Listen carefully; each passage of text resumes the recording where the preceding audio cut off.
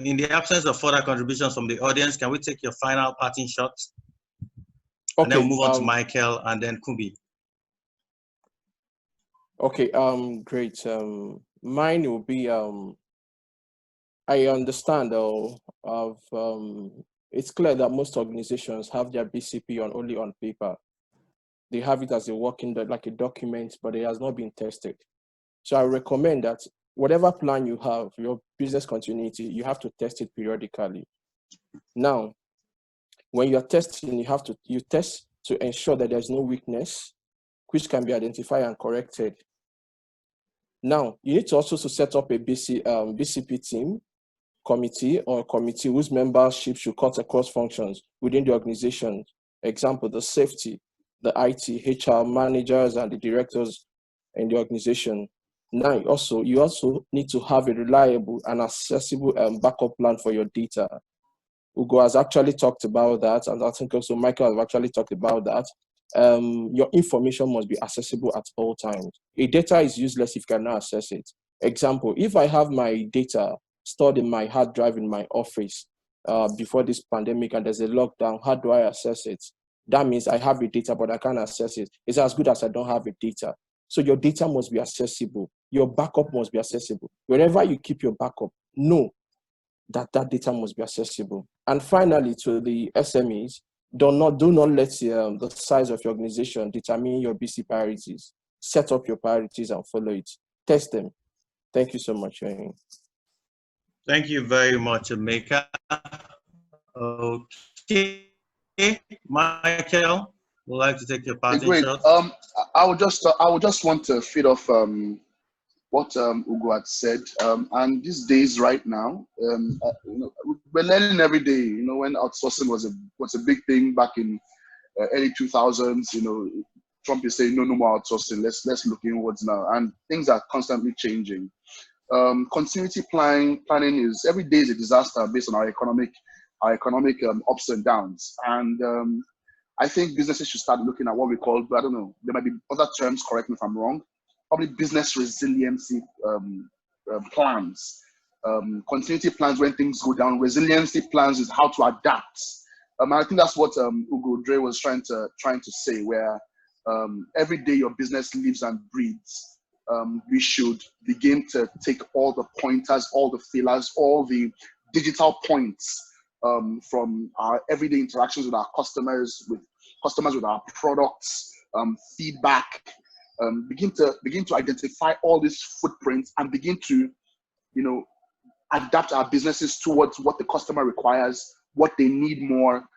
Identifying a subset of customers, and this basically is resiliency planning in the tough economy which we operate in. But going back to continuity planning, data access, recovery of critical information is key. We all of us here prescribe, all of us here do self-medication with Panadol, with I don't know, green tea, herbs, whatever. But whether we like it or not, we are not doctors. And the truth is, no matter how small your business is, you should look at speaking to an expert around your business resiliency and your continuity plan. We have so many experts in town. We have one here right now in this forum that can actually look at that. Take a review of the critical service, your products, your key staff resources, your supply chain delivery, your logistics, payments and collections. All of these areas, if they do go down, how do you prepare for them? You need to be professionally evaluated, risks identified, multiple mitigation plans for each area provided. So that your entire plan is resilient, and you're rest assured that you can recover and continue with your operations. So that basically is it for me. All right, thank you, Michael. Thank you very much. Okay, Kubi, parting shots.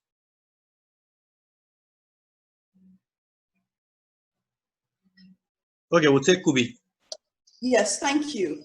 Okay, so in conclusion, I'd like to conclude slightly differently from the other participants because they've covered a lot already. and it's based on the trend of the questions that we've had on this chat. So what we're seeing, I think, is that this current pandemic has had a lot of financial impact on businesses, and people need to know what to do to go forward, how to recover. I would say in terms of financing, I'm aware that the central bank is trying to do a lot for SMEs. They're trying to ensure that the financing that is on lent by banks, that the cost of that comes down. So they've worked towards bringing down the cost of funds. So what I think small companies, not small and medium-sized companies, need to do is to have a chat with their bankers, find out what the options are for them in terms of financing to get them through this period. Every single country in the world has tried to make sure that there will be continuity in terms of paying wages, or in terms of making sure that the companies that are the bedrock of the economy remain in business. And I think for Nigeria, we've had a lot of big numbers from the central bank governor. So my advice for anybody in business would be to talk to your banker about this. Find out where your company fits in, what funds you can access to make sure that you can continue going. We're all aware that 2020 has been a shock for everybody. If you need to do a restructuring on a facility, talk to your bankers and tell them. If you need a moratorium, at least that helps you with your cash flow and pushes your liabilities into the future, which can only be good. So you can ask for that. I think there are some loans, it's almost automatic. Some banks are even sending out a message that for some certain sectors, they are going to do a moratorium on principal for about 90 days. So see what you can benefit in that sector, so to make sure you can access funds to ensure that your outflows, your outgoings are not too high during this period, your interest rate can come down. Because I think right now the pandemic has happened and companies are actually living in the after effects already. So whatever they can do for mitigation now is what they need, which is why my response is going in this direction. And lastly, because we're not yet through the, I don't know whether we've turned the corner, the point of inflection in terms of our infection rate in Nigeria. I'm not sure that has happened. I don't know where, different countries of the world are in different places. So the one thing that we still need to do is to protect staff.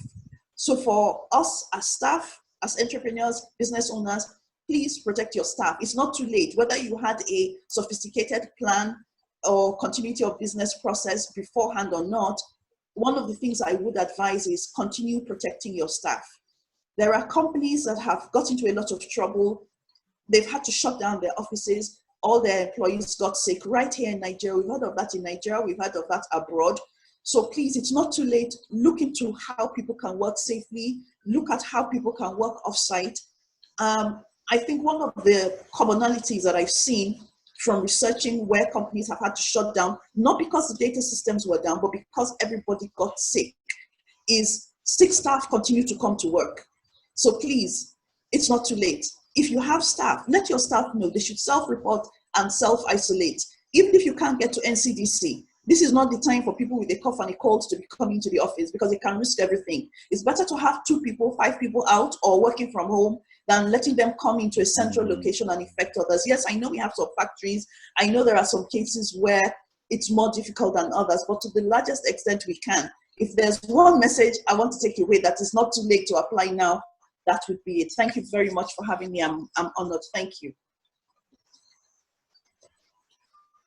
I'm done.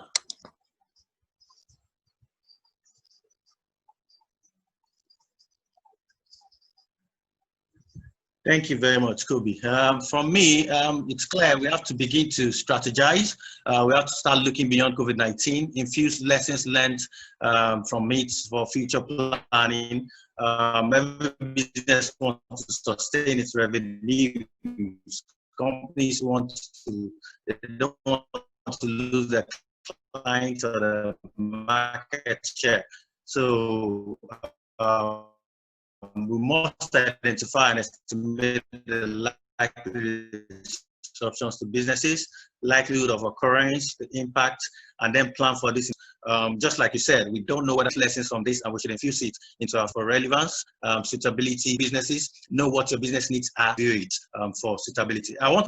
We appreciate all your valuable comments, even from the audience, rendered via the chat box, and then those those that spoke actually.